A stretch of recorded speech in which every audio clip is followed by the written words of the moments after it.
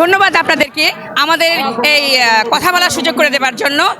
তো আমাদের দাবি দেখতে পেয়েছেন এবং শুনতে পাচ্ছেন যে আমাদের দাবি একটাই, এমপিও চাই। আর ওই এমপিও চা মানে হলো আমার ভাতের দাবি, আমার ভাত খাওয়ার দাবি। কেননা আমি একজন ভুখা মানুষ, আমি একজন নিরন্ন মানুষ। আমি না, আমরা সবাই প্রায় 10 বছর, 15 বছর, 20 বছর যাবত আমরা প্রতিষ্ঠানে কর্মরত আছি, কিন্তু আমাদের ভাতের জোগান নেই। তো আমাদের দাবি একটাই যে আমাকে ভাত খেতে দিন, আমাকে ভাত খাওয়ার ব্যবস্থা করে দিন। তো আমি জানি কর্তা ব্যক্তি যারা রয়েছেন তারা অত্যন্ত মানবিক গুণাবলী সম্পন্ন, তারা অনেক বড় জায়গায় থাকে, নীতি নির্ধারক তারা।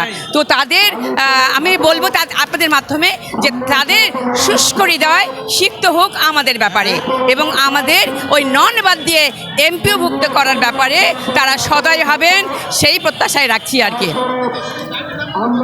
আচ্ছা, দাবি যদি না মানা হয়, আসলে ব্যাপারটা হলে এখনই কিন্তু আমাদের দেয়ালে পিঠ ঠেকা। দাবি মানা না হলে কঠোর থেকে কঠোরতর আমরা যাব, আন্দোলনে যাব। তো সেইখানে আমি চাই যে আমরা যেন ওই দিকে না যাই। আমাদের দাবি মাত্র একটাই, এটা হলো আমাদের ন্যায্য পাওনা, ন্যায্য দাবি।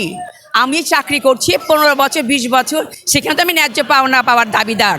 কেননা আমি কিন্তু ভালো পেশাতে আছি, শিক্ষকতা পেশাতে আছি। তাহলে বুঝে নেন, আমরা যারা এখন পর্যন্ত সচল স্বীকৃতিপ্রাপ্ত প্রতিষ্ঠানে রয়েছি তারা কিন্তু উদার মানসিকতার মানুষ। কেননা আমরা শপথ নিয়ে এসেছি যে আমরা জাতি গড়ার কারিগর। তো সেই দিক থেকে আমরা চাবো যে আমাদের এই যৌক্তিক দাবি আপনারা মেনে নেন, আমাদেরকে এমপিও পাওয়ার সুযোগ করে দেন, অর্থাৎ আমাদের দুবেলা দুমুঠো ভাত খাওয়ার সুযোগ করে দেন। ভুলে যাবেন না, আপনার কিন্তু দেশ গড়ার জন্য শিক্ষককে প্রয়োজন। সুতরাং শিক্ষককে বাঁচান আপনার দেশ। ধন্যবাদ।